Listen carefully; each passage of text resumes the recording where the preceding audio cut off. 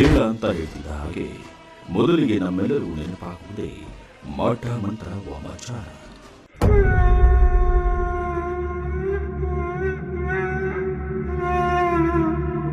ಆತ್ಮಗಳ ದಿಗ್ಬಂಧನವನ್ನು ನಡೆಸಿ ಆತ್ಮಗಳೊಟ್ಟಿಗೆ ಮಾತನಾಡಬಹುದು ಅಥವಾ ಆತ್ಮಗಳೇ ಬಂದು ನಮ್ಮ ಕಷ್ಟಗಳಿಗೆ ಪರಿಹಾರವನ್ನು ಸೂಚಿಸುವುದು ಈ ಕ್ಷೇತ್ರದಲ್ಲಿ ಪುರಾತನ ಕಾಲದಿಂದಲೂ ಕೂಡ ನಡೆದುಕೊಂಡು ಬಂದಿರುವಂತಹ ಪದ್ಧತಿಯಾಗಿದೆ.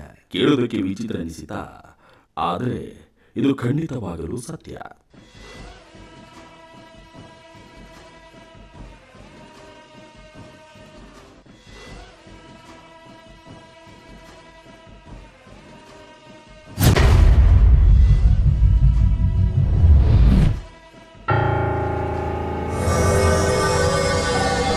ನಮಸ್ಕಾರ ವೀಕ್ಷಕರೇ, ನಿಮಗೆಲ್ಲರಿಗೂ ಪಬ್ಲಿಕ್ ಕಲರವ ವಾಹಿನಿಗೆ ಸ್ವಾಗತ ಸುಸ್ವಾಗತ. ನಾನು ನಿಮ್ಮ ಮನೆ ಮಗಳು ಮೇಘನ. ನೀವು ನೋಡ್ತಾ ಇದ್ದೀರೋ ವಿಶೇಷ ಕಾರ್ಯಕ್ರಮ ಕ್ಷೇತ್ರ ಮಹಿಮೆ. ವಿಶೇಷ ಶಕ್ತಿಯನ್ನು ಹೊಂದಿರುವಂತಹ ಮಾಯಾವಿ ದೇವರು, ಆದರೆ ಈ ಸ್ವಾಮಿಯಿಂದ ಉತ್ಪತ್ತಿಯಾದಂತಹ 400 ಕುಟಿ ಜಾತಕಗಳು ಆತ್ಮವಾಗಿವೆ. ಇದರ ಹಿಂದಿನ ದಂತಕಥೆಯನ್ನ ನಾನು ನಿಮಗಾಗಲೇ ಹಿಂದಿನ ಸಂಚಿಕೆಯಲ್ಲಿ ತೋರಿಸಿದ್ದೇನೆ. ನೋಡಿದವರು ವಿಡಿಯೋ ಕೆಳಗಡೆ ಡಿಸ್ಕ್ರಿಪ್ಷನ್ ನಲ್ಲಿ ಮೊದಲನೇ ಭಾಗದ ಲಿಂಕ್ ಅನ್ನು ಹಾಕಿದ್ದೇವೆ, ಹೋಗಿ ನೋಡಬಹುದು.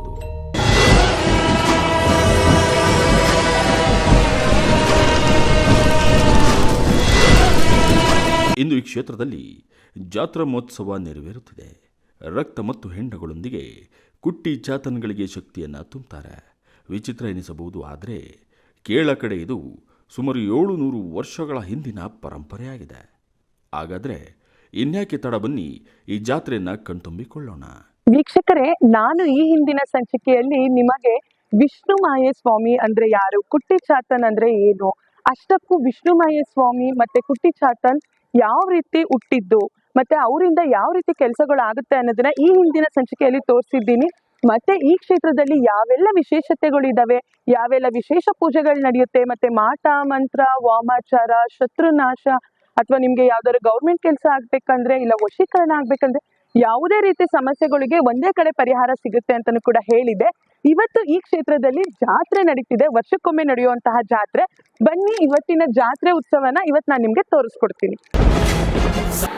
ಇದು ಬಂದು ನಂದಿ ಮತ್ತೆ ಶಿವ. ನಿಮ್ಮೆಲ್ಲರಿಗೂ ಗೊತ್ತು, ಶಿವ ಮತ್ತೆ ಪಾರ್ವತಿಯ ಅಂಶವೇ ವಿಷ್ಣುಮಾಯ ಸ್ವಾಮಿ. ವಿಷ್ಣುಮಾಯ ಸ್ವಾಮಿ ಅಂತ ಹೆಸರು ಏನಕ್ಕೆ ಬಂತು ಅನ್ನೋದನ್ನು ಕೂಡ ಇಂದಿನ ಸಂಚಿಕೆಯಲ್ಲಿ ನಾನು ತೋರಿಸಿದ್ದೀನಿ.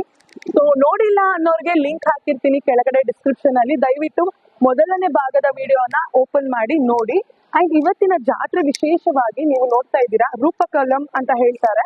ನಮ್ಮ ಕಡೆಯಲ್ಲಿ ಇದನ್ನ ರಂಗೋಲಿ ಅಂತ ಹೇಳ್ತೀವಿ, ಇವರ ಕಡೆಯಲ್ಲಿ ಇದನ್ನ ರೂಪಕಂ ಅಂತ ಹೇಳ್ತಾರೆ. ನೋಡ್ಬೋದು ನೀವಿಲ್ಲಿ.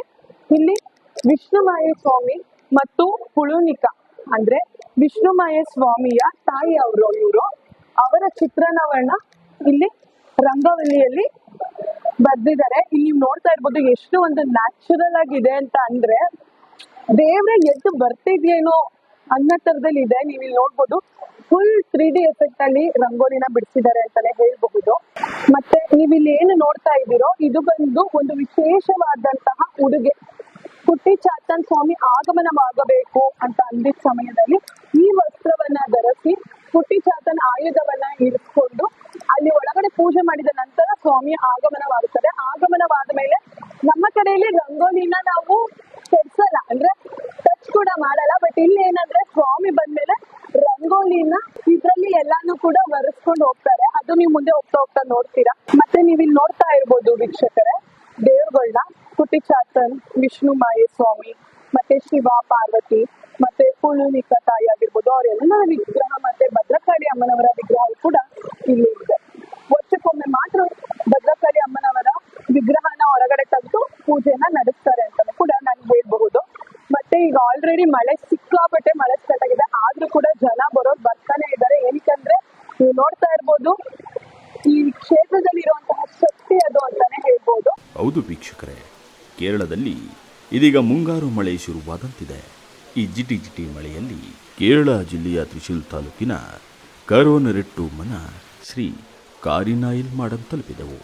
ಇದೇ ನೋಡಿ ಶ್ರೀ ಕಾರಿನಾಯಿಲ್ ಮಾಡಂ ಶ್ರೀ ವಿಷ್ಣು ಮಾಯೆ ಕುಟ್ಟಿ ಚಾತನ್ ದೇವಸ್ಥಾನ. ಸಾವಿರಾರು ಭಕ್ತಾದಿಗಳು ಜಾತ್ರೆಗೆ ಆಗಮಿಸಿದ್ದಾರೆ. ಇದೇ ನೋಡಿ ಸಾಕ್ಷಿ ಈ ಕ್ಷೇತ್ರದ ಶಕ್ತಿ ಬಗ್ಗೆ.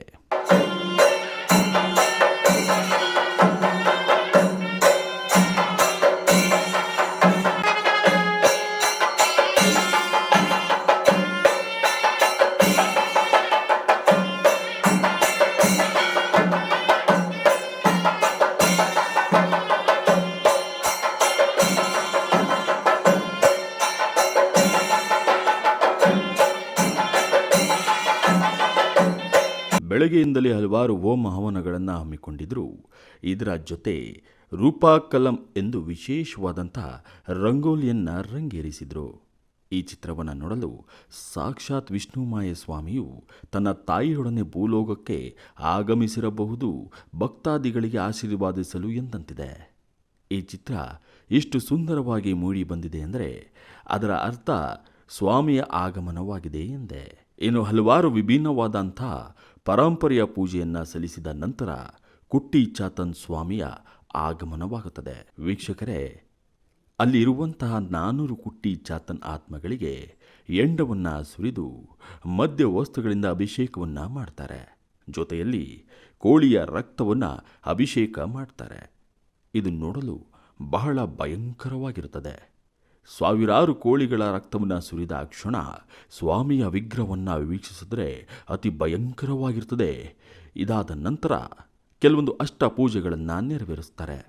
ಇದಾದ ನಂತರ ಸ್ವಾಮಿಯ ಆಗಮನ ಮಾಡಿಕೊಳ್ಳುವಂಥ ಕ್ಷಣ ಪ್ರಾರಂಭವಾಗುತ್ತದೆ. ಸ್ವಾಮಿಯನ್ನು ಬರಮಾಡಿಕೊಳ್ಳಬೇಕಾದರೆ ಬಹಳಷ್ಟು ಪರಂಪರೆಯ ಪೂಜೆಯನ್ನು ಶ್ರದ್ಧಾ ಭಕ್ತಿಯಿಂದ ನಡೆಸಲಾಗ್ತದೆ. ಸ್ವಾಮಿಯನ್ನು ವಿಜೃಂಭಣೆಯಿಂದ ಚಂದವೇಲ ಮತ್ತು ವಿಶೇಷವಾದಂಥ ಸ್ವಾಮಿಯ ಟ್ರೈಬ್ಯೂಟ್ ಹಾಡಿನೊಂದಿಗೆ ಬರಮಾಡಿಕೊಂಡರು.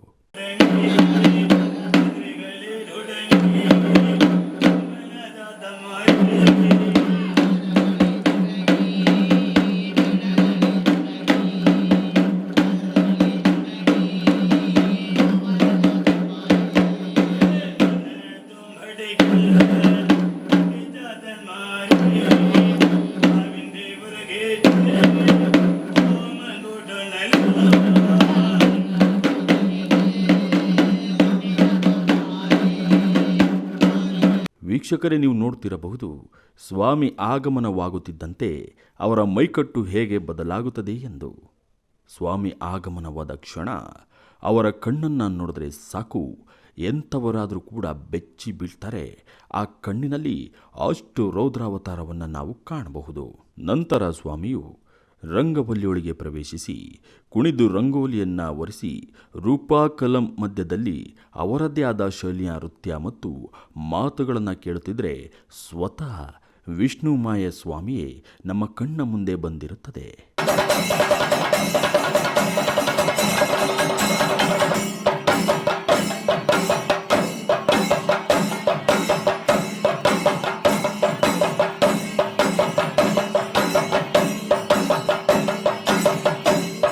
ನಂತರ ಅಲ್ಲಿ ಬರುವಂತಹ ಭಕ್ತಾದಿಗಳಿಗೆ ಆಶೀರ್ವಾದಿಸಿ ಪ್ರಸಾದ ವಿತರಣೆಯನ್ನು ಮಾಡಿ ಗಂಧ ಪ್ರಸಾದವನ್ನು ನೀಡಿದರು. ಇದಾಗಿತ್ತು ಇಂದಿನ ಕ್ಷೇತ್ರ ಮಹಿಮೆ ಕಾರ್ಯಕ್ರಮದ ವಿಶೇಷ ಸಂಚಿಕೆ. ಮತ್ತಷ್ಟು ಕ್ಷೇತ್ರದೊಂದಿಗೆ ಮತ್ತೆ ನಾನು ನಿಮ್ಮನ್ನು ಭೇಟಿಯಾಗ್ತೇನೆ. ನಮಸ್ಕಾರಗಳು.